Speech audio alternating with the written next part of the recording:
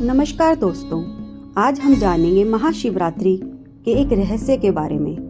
दोस्तों, महाशिवरात्रि सिर्फ एक त्योहार नहीं है, यह वो रात है जब शिव और भक्त के बीच कोई दूरी नहीं रहती। लेकिन क्या आप जानते हैं कि इस रात सीधा बैठना इतना जरूरी क्यों बताया गया है? आज के इस वीडियो में आपको बताने वाली हूँ महाशिवरात्रि की उस गहरी बात के बारे में जिसे ज्यादातर लोग अनजाने में नजरअंदाज कर देते हैं। शास्त्रों के अनुसार महाशिवरात्रि जागरण, ध्यान और आत्म चेतना की रात्रि है। इस रात सामान्य लोग सोते हैं, लेकिन योगी और साधक जग कर शिव का स्मरण करते हैं, क्योंकि ये रात तमोगुण से सत्वगुण की ओर ले जाने वाली रात है। यही कारण है कि इस रात्रि को सबसे पवित्र माना गया है। दोस्तों, अब हम जानेंगे कि इस रात को सीधा बैठने के क्या कारण हैं। इसका आध्यात्मिक कारण यह है कि भगवान शिव स्थिरता और ध्यान के देवता हैं। अगर आप शिव की मूर्ति देखें तो पाएंगे वे हमेशा सीधे बैठकर ध्यान में लीन रहते हैं। महाशिवरात्रि की रात जब भक्त सीधा बैठकर पूजा या जाप करता है तो वह शिव की ही मुद्रा को अपनाता है।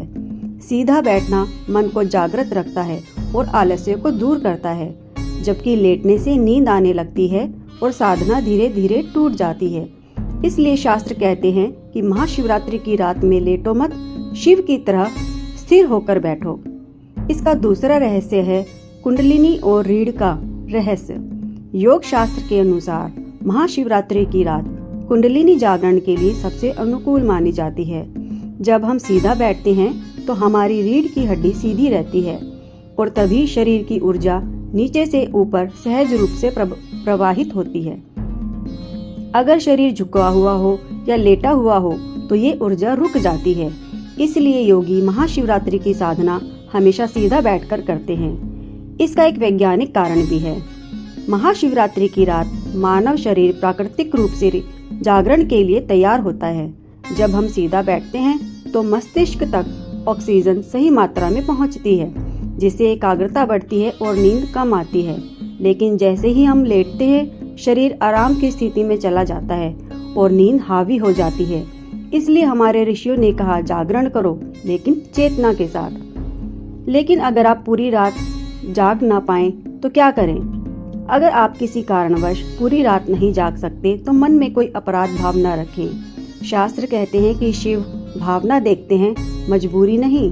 अगर पूरी रात जागना संभव न हो तो आप यह कर सकते हैं, शिव की पूजा, जाप और ध्यान कम से कम रात्रि के पहले प्रहर में या निशीत काल के आसपास जरूर करें।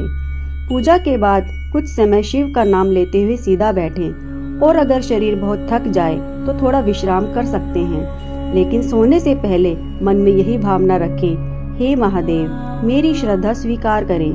याद रखिए, एक क्षण की सच्ची भक्ति पूरी रात की थकान से कहीं अधिक मूल्यवान होती है। महाशिवरात्रि में सीधा बैठना या जागरण करना कोई परीक्षा नहीं है, ये तो शिव से जुड़ने का एक अवसर है। जितना संभव हो उतना श्रद्धा से करें, क्योंकि शिव नियमों से नहीं भाव से प्रसन्न होते हैं। दोस्तों, अगर आपको यह वीडियो अच्छा लगा हो तो इसे शेयर जरूर करें और ऐसे ही आध्यात्मिक कथाओं के लिए माला 108 चैनल को सब्सक्राइब करें। हर हर महादेव।